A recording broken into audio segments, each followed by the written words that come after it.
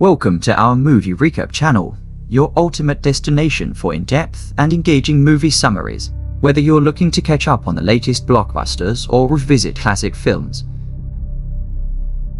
The film opens in a little Italian town named Avishort, where we see a young lady leave her home toward the beginning of the day on Christmas Eve. She out of nowhere stops en route, however again strolls. After 2 months, in February, a specialist named Dr. Flores awakens from his rest because of a pressing call. He hurries to the police headquarters, where a cop informs him regarding a man who got into an auto crash. Dr. Flores perceives the man as criminal investigator Vogel, who had examined the secretive vanishing of a young lady last December. This was an emotional news case that shook Avishort during the Christmas occasions.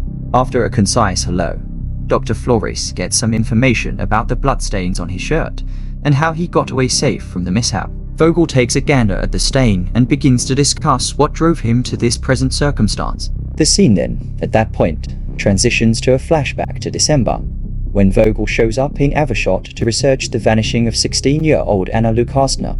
It turns out he is a well-known investigator who has settled every case he has taken on. He is welcomed by his subordinate, Borgi, and he requests that Borgi take him to Anna's folks. Afterward, Vogel shows up at Anna's home and meets with her folks, the Kostners. They make sense of that their girl was extremely loyal and wasn't even on online entertainment destinations because of their strict convictions. They further reveal that on December 23rd, Anna went out toward the beginning of the day for church, yet she never made it there. After hearing this, Vogel insists that they issue a public appeal to divert media attention to the case. Shortly after, Vogel shows up outside the house, and he unexpectedly starts applauding. Hearing the sound, every one of the neighbors emerges to see what's going on. He did this to check if people would come out when they heard any noise. At his office, Vogel explains that Anna's telephone was switched off 7 minutes after she went out.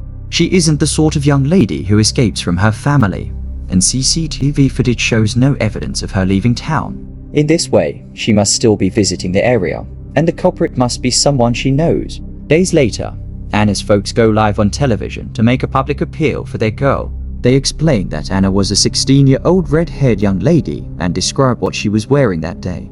Her MOM breaks down and reveals how Anna always asked for a cat, but they refused her. She then pleads for her little girl to return and vows to get her the cat she always wanted. As days pass, Vogel and his team persist in their investigation, but there is still no progress. Since it is a small town, their resources are limited, and they don't have enough personnel. Thus, Vogel asks his team to wear white outfits and sends them to investigate a random area in the town. The media mistakes them for forensic officials, and this word spreads quickly. As the case gains notoriety, Vogel is given all the necessary resources, and his little office is soon filled with various specialists. One morning, Anna's dad visits Vogel's office and reveals that his wife found their daughter's journal while tidying up the room. Inside the journal, Vogel sees an image of Anna with her closest companion, Priscilla. Here, the dad admits he did something he's still embarrassed about. Finding Priscilla's number on his girl's telephone, he continually called her and stayed quiet. He doesn't know why he did that, so Vogel advises him to forget about it and return to his loved ones. Later that day, Vogel secretly meets with a columnist named Stella to discuss the case. He gives her Anna's journal, and after reading it, Stella realizes that it is very well written. She explains that Anna probably knew her parents would read it, so she only wrote nice things. Stella then advises him to find the real journal to uncover the truth. Thus, Vogel asks her to help him make this case famous in exchange for exclusive information for her news channel. Stella will anonymously place a stuffed kitten in front of Anna's home. She then reports this in the news, and people start gathering at the house with candles to offer their appreciation. The cops watch out for everyone since there's a possibility the criminal could come here as well. In the midst of the crowd, a suspicious teenage boy secretly takes a picture and picks up the stuffed kitten before leaving. An officer notices this and tries to intervene, but Vogel stops her, suggesting they avoid causing a scene while the media is still present. The following night, Vogel gets a call from Borgi, who tells him that the suspicious teenager from earlier, Mattia, goes to the same school as Anna. Mattia was previously caught filming couples in public places and is currently under mental observation. Following this, Vogel informs Stella that something could happen today, and he's giving Stella a 25-minute head start before the competitors. He then breaks into Mattia's home, and after snooping around for a while, finds a video on his computer featuring Anna. All of a sudden, Mattia appears and is shocked to see the cop, so Vogel assures him that he wanted to help Mattia become famous. He asks Mattia to lead him to Anna and promises he'll get the attention he deserves. Thus, Mattia quietly shows Vogel another video of Anna. It's clear this person is obsessed with her and has been following her for a while. Here, Vogel sees a suspicious SUV appearing again and again in the video. The scene then takes us a few weeks earlier, where we meet Professor Loris Martini, who works as an English teacher at Anna's school. One day after class, Anna's best friend, Priscilla, approaches him and starts flirting with him. She asks him to teach her acting lessons, as she has found out that he used to be in the theatre club. Loris tries to decline, but she is persistent and gives him her number anyway. Subsequently, Loris returns home, and we see that he has a wife named Clea. She used to be a successful lawyer, but since they moved to this small town, she's been unable to find work in her field. Thus, she spends her days at home depressed, while Loris bears the financial burden of supporting his family. Loris informs her that he is planning a solo mountain climb the next day. The next day, on December 23rd, Loris embarks on his solo climb early in the morning. He returns late at night, and Clea informs him that a girl named Anna has disappeared. She mentions that Anna is in Loris' school, but he assures her that he doesn't know her since she isn't his student. He suggests that Anna might have become rebellious and run away from her parents. All of a sudden, Clea notices an injury on his hand and asks what happened, so Loris claims that he simply slipped on the climb and was pierced by a branch. The couple has a 16-year-old daughter, Monica. The girl spends a lot of time on social media and clashes with her parents due to their move. They suggest that she go out and make some friends, but Monica shouts that all her friends are back in their old town and storms off without eating anything. The next morning, Loris is at school when he sees Priscilla hanging out with her friends. Suddenly, he has a change of heart and texts her, inviting her to his place for acting lessons. Meanwhile, flyers about Anna Lou's disappearance are posted around the town. Days later, while at a gas station, he sees that his SUV has gone viral in the news, and he is considered Anna's abductor. He quickly rushes back home, where his family is also bewildered by the situation. Loris immediately calls the police, and Borgi answers the phone. Loris explains that the SUV belongs to him and insists that it's all a misunderstanding since he isn't the kidnapper. However, Borgi advises him to find a lawyer and not to call again. The next morning, Loris decides to go to the police station to clear up the misunderstanding. However, as he steps outside, he finds himself surrounded by a mob of journalists demanding to know if he's the culprit. A car pulls up and a man asks him to get in. Once inside, the man introduces himself as a lawyer named Giorgio. He advises Loris against going to the police, explaining that if the video was solid evidence, he would have been arrested already. Giorgio suggests that the police are trying to break him through media pressure. Giorgio offers to represent him, but Loris responds that he doesn't have much money and promises to discuss it with his wife first. That evening, Borgi and several other police officers arrive at Loris' home to collect his DNA sample. Loris cooperates and allows them to do their job. After gathering the samples, the police seize his SUV. Vogel finds that the SUV had recently been cleaned and there is nothing inside except cat hairs. He then goes to see Anna's mother, who seems to have lost her sanity after all she has been through. She can hardly believe that a teacher would hurt Anna and asks Vogel if this is true. However, he doesn't offer her a direct answer and assures her that he is doing his best to find Anna. Suddenly, he gets a message from an unknown number claiming that Loris is innocent. Meanwhile, Loris and Clea decide to hire Giorgio as their lawyer. Loris is confused because he is still not being called in for an interrogation. However, Giorgio explains that Vogel doesn't need to question him. He just needs to delay before framing him. He then informs the couple about Vogel's past investigation, the mutilator case. During that time, Vogel mishandled the investigation, which led to the wrongful conviction of an innocent man. The man lost his family in the process and also suffered a stroke during his year stay in jail.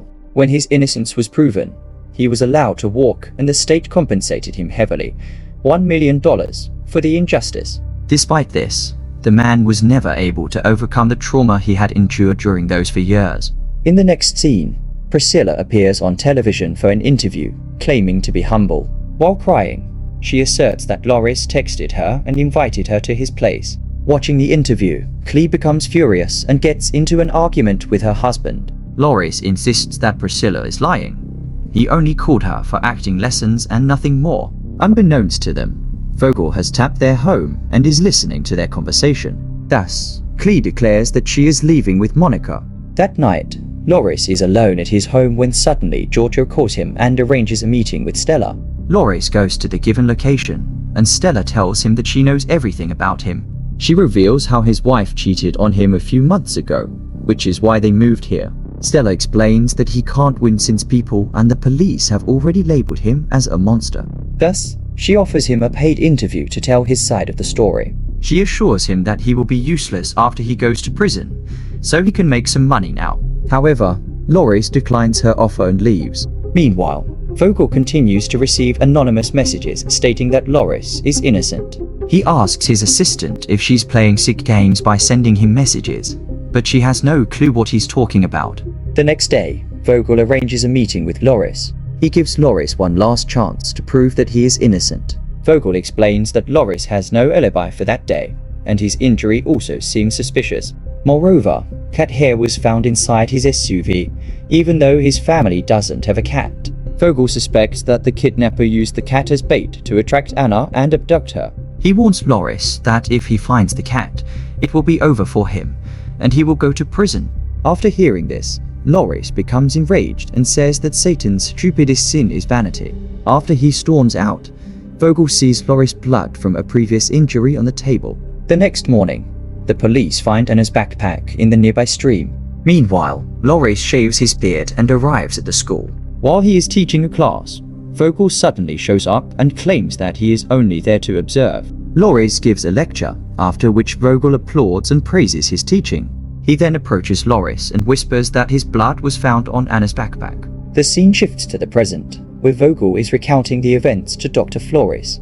Dr. Flores realizes that it was Vogel who planted the blood in Anna's backpack and framed Flores. He asked if it's true, and Vogel simply responds that justice doesn't interest anyone. Returning to the past, Flores is arrested for Anna's murder, and Vogel is about to leave town.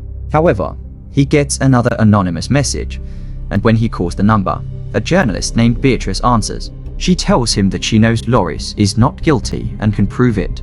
She asks Vogel to search online for the Haze Man.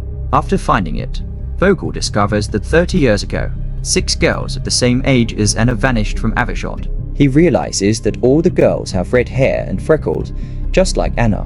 Beatrice claims that she has spent her entire life searching for the Haze Man, who killed these girls. The police closed the case, claiming the girls just ran away, and Beatrice was called crazy. She explains that Flores could not have done it since he was a child at the time and lived in a different area. On the day of Anna Lou Kastner's disappearance, Beatrice received a package, inside which was Anna's real diary, delivered to her with Vogel's name. When Vogel asks what she wants in return, she replies that she just wants justice. Afterwards, Vogel starts reading Anna's diary and finds that she met a guy named Oliver during summer vacation and fell in love with him. As a symbol of their love, she drew the letter on her wrist with a pen. Vogel also finds a photo addressed to him, showing a location in the forest. He goes to that spot and starts digging until he finds a package with a videotape inside. After returning home, Vogel plays the video and sees a mysterious man holding an old postcard from a nearby hotel, which has been closed for a long time. Next to him is Anna Lou, who is unconscious. Shocked, Vogel decides to visit the abandoned hotel where the video was shot. He believes that this one case also turned out to be a failure, so the frustrated Vogel proceeds to destroy the VHS, so no one will know about it. However, he is surprised by the arrival of Stella with a whole camera crew, who accuses him of destroying evidence. After the incident, Vogel loses credibility again and is fired. Meanwhile, Flores is released from prison and acclaimed as a hero. His family also returns to him, and they reconcile. Giorgio suggests that Flores sued the police for falsely charging him, and that he could receive a large compensation. Additionally, a publishing house wants to write a book on his story, and many news channels are offering him paid interviews. To try to redeem himself in the eyes of the public, Vogel decides to participate in an interview with Flores to set things right on live TV. However, when he shows up for the interview, He sees a small letter O drawn on Loris' wrist. It is the same one Anna mentioned in her secret diary, which was drawn in memory of Oliver. Through a series of flashbacks, we learn that Loris was frustrated by his inability to support his family. When he heard about the mutilator case, he saw it as an opportunity to make a large amount of money. He also read about the Haze Man, responsible for the disappearance of 6 girls. Therefore, Loris came up with a plan to frame himself for murder while ensuring there was evidence of his innocence. After this, Loris targeted Anna because she resembled the former victims of the Haze Man with her red hair and freckles. He followed her for a few days, learning about her routine and preferences. On December 23rd, as she was leaving for church, she saw the teacher trying to catch the cat. Seeing this, Anna agreed to help him. He took advantage of her kindness and kidnapped her. Loris brought her to the abandoned hotel, where he recorded a video before eventually killing her.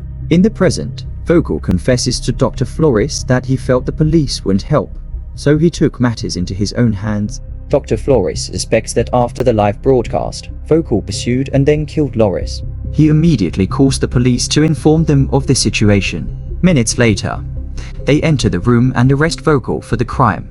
Noticing one fish design on the wall, Vogel comments that Flores might be the kind of man who only catches one type of fish. In the final scene, Dr. Flores returns home and heads straight to his basement. He arranges several boxes and carefully selects one to place on a bench. Inside the box, we see 6 strands of red hair. It is at this moment that we realize the notorious Haze Man, who killed 6 girls 30 years ago, is, in fact, Dr. Flores.